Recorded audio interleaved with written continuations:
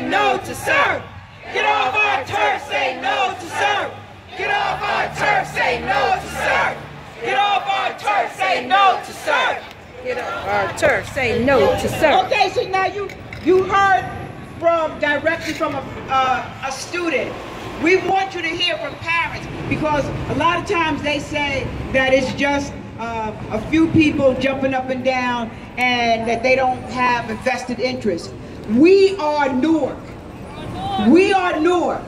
Whether we work here, we play here, we worship here, we live here, we are Newark, and what affects one of us affects all of us. Downtown can't be the only crown. The entire city has to be the crown. The whole city. That's the only way. We have parent Viva White.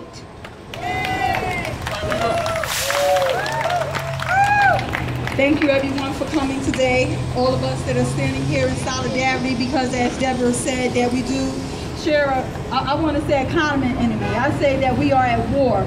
We know that education is our passport to the future, and we must fight. Just like our baby stood here and said, and I have a son who is in Newark Public Schools, that we do have a duty to fight, because we have to not only think about today, we have to think about tomorrow. And the problem with Surf being appointed as superintendent, when he had an opportunity when he was acting commissioner back in 2011 to return local control to Newark Public Schools, when Newark achieved 4 out of the 5 areas in QSAC scores, he refused to do it. Instead, what he did, he reevaluated Newark, which was a very uncommon thing under QSAC, reduced our scores mostly by half. At that time, Cammie Anderson was appointed superintendent. One of the other main issues is that Christopher Surf has no certification or qualification to be a superintendent in New Jersey, not only in New Jersey, but in the United States. Not only does he not have the qualification, he has not ever been a superintendent of any district in the state of New Jersey. And one of the reasons we had our senator, who is my legislative representative, hold up him going for confirmation, is because of his relationships. And when you look back at the history of Surf, you can see there has always been controversy and conflicts of interest.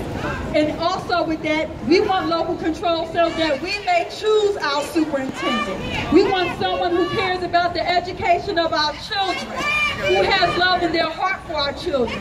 We want to exercise the right to our self-determination and determine how our schools will look.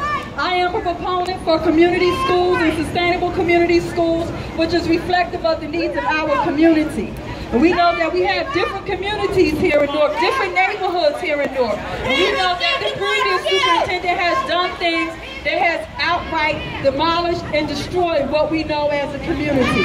And if Surf was to come here, it is my belief that what we know at Newark Public Schools will no longer be.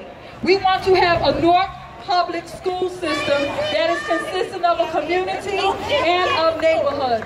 We also, when we have communities, sustainable community schools, we can also connect to businesses. We have institutes of higher education in this community. My son is a student at George Washington Carver. We know that George Washington Carver was a scientist. NJIT is right here in the city of Newark. Although that is an elementary school, that is a school we can partner with so we can begin to train and educate our students in those areas who want to pursue science. That's what we will do. When we have local control, we can begin to establish these relationships so that we continue them. That is all I have to say right now, but I just want to encourage everyone that we must continue this fight, and that we need to be mindful that we are at war. This is one battle, but we are at war.